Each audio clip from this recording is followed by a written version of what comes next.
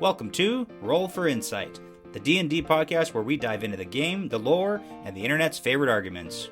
Grab your dice and your character sheet, and let's roll for insight. Hello, welcome to Roll for Insight. In this episode, we're going to be talking about the spell Shield of the 2024 D&D Player's Handbook. So, Shield is a level 1 abjuration spell for the Sorcerer and Wizard classes. And this one is widely considered one of the best defensive spells in the entire game because of how much value you get from a single reaction and a level 1 spell slot. So in this episode, we'll be covering the description of the spell from the Player's Handbook. We'll review some gameplay uses and examples you can bring to your table for how to use the spell. We'll get some ideas and opinions from the internet. And last, we'll end with some fun fact information about the spell. Okay, first topic. The spell details. This is a level 1 abjuration spell for the Sorcerer and Wizard class. The casting time is 1 reaction, which you take when you are hit by an attack roll or targeted by the magic missile spell. The range is self. The components are verbal and somatic, and the duration is 1 round. An imperceptible barrier of magical force protects you. Until the start of your next turn, you have a +5 bonus to armor class, including against the triggering attack, and you take no damage from magic missile. Now, a few clarifications on the spell. At its core, Shield does 2 main things. First, it gives you +5 armor class, and second, it negates magic missile entirely. Now, the reaction timing is very important too because you cast Shield after you know that you've been hit. And that's a critical point here. You don't waste it, you only use it when you need it. And since the duration is 1 round,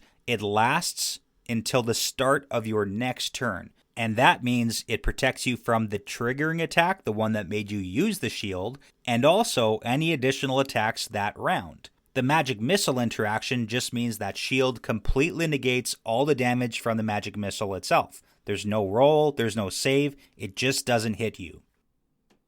So, let's shift over to some gameplay uses. Shield is very simple, but it's incredibly impactful when it's used correctly. Now, its core use in preventing a hit. As an example, let's say the enemy rolls a 17 to hit you. Your armor class is 15, so it's going to hit. You cast Shield as a reaction, which raises your armor class to 20. Now the attack misses completely. And that's not damage reduced, that's just damage that's entirely avoided. And this becomes very beneficial when you're blocking multiple attacks. So because Shield lasts for a full round, let's say as an example you're surrounded by enemies, the first attack hits, so you cast Shield. Now your armor class is boosted for the rest of the round, and several follow-up attacks that would have hit now miss. So one spell potentially prevents multiple hits. So this can help you with a couple of things, including surviving burst damage, because let's say a boss creature makes multiple attacks in a turn. Without Shield, you might be taking 30 to 40 damage,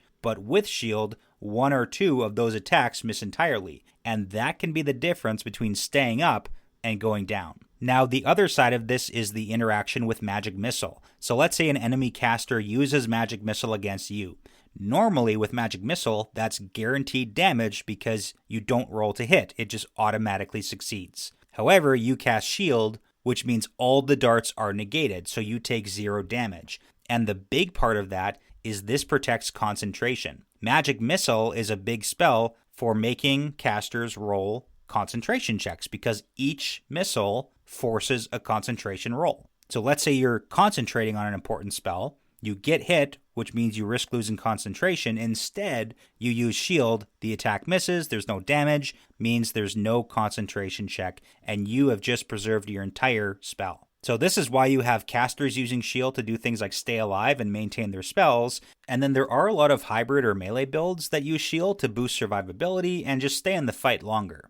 Now, the big question is, how strong is the +5 armor class? So this is where the Shield spell becomes pretty crazy in comparison, because if you were to equip an actual shield in one hand, you're only getting +2. If you're wearing no armor, you'd have to put yourself in half-plate armor to get the same benefit. And if you're taking cover, you'd have to be behind 3/4 cover to gain the same +5 bonus. So that +5 armor class bonus doesn't just reduce damage, it often turns a hit into a complete miss, and then it impacts hits against you for the entire round after, which means no damage, no effects, no concentration checks. Now, because of the fact that Shield is such a strong spell, there are a lot of builds that try to get access to it some way. So a couple of common ways to get access to it: you can multi-class into it through Wizard or Sorcerer, and you can also take feats like Magic Initiate.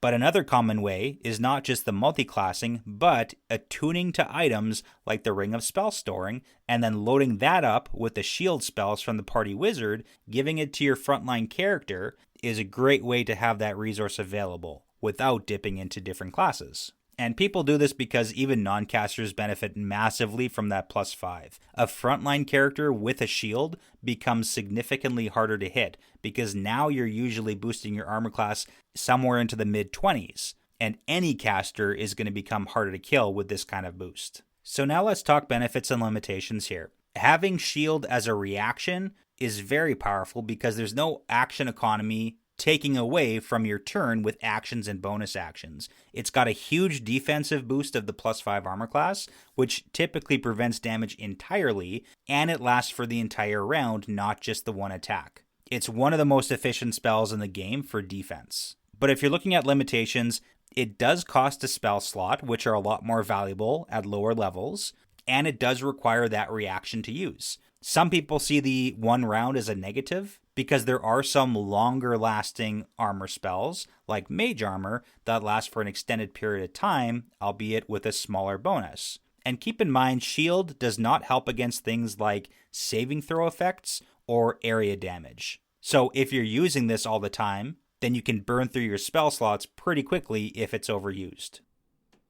Now, looking at some of the internet discussions and opinions here, a lot of players find that this is one of the best spells in the game. It's a very common opinion because it's got high efficiency, it's reliable, and it's always useful. If you take it at level 1 or if you have it until level 20, you can always use this spell. Some people feel that this spell is almost too strong because it makes it almost mandatory for casters who have access to it to take it, because not picking this up when you can feels like a mistake. That +5 armor class remains powerful at pretty much all levels. It never really falls off because of bounded accuracy in D&D 5th edition. But the positive take here, this does reward smart timing. Good shield use really comes down to knowing when to use it and when not to waste it. So it does reward awareness and decision making on the battlefield. Just because you have access to the shield spell, it doesn't mean that you should be throwing yourself into the front lines of combat.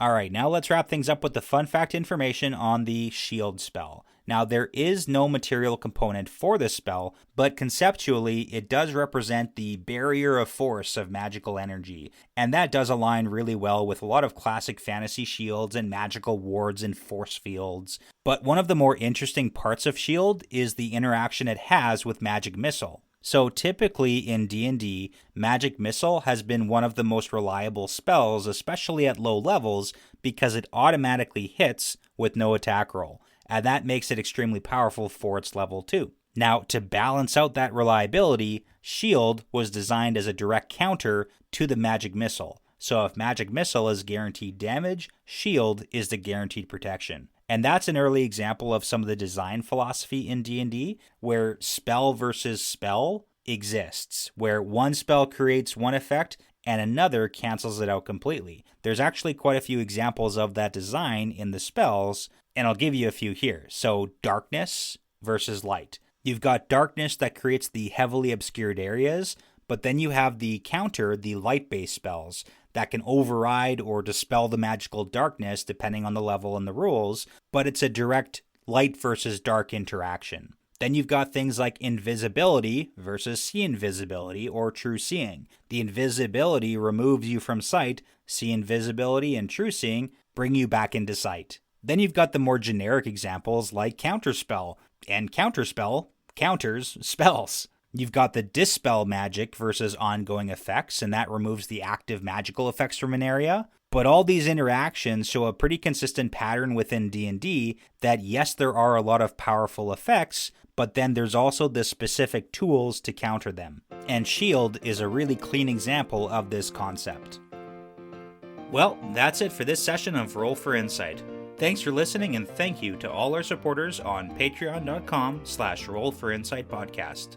and we will see you next time.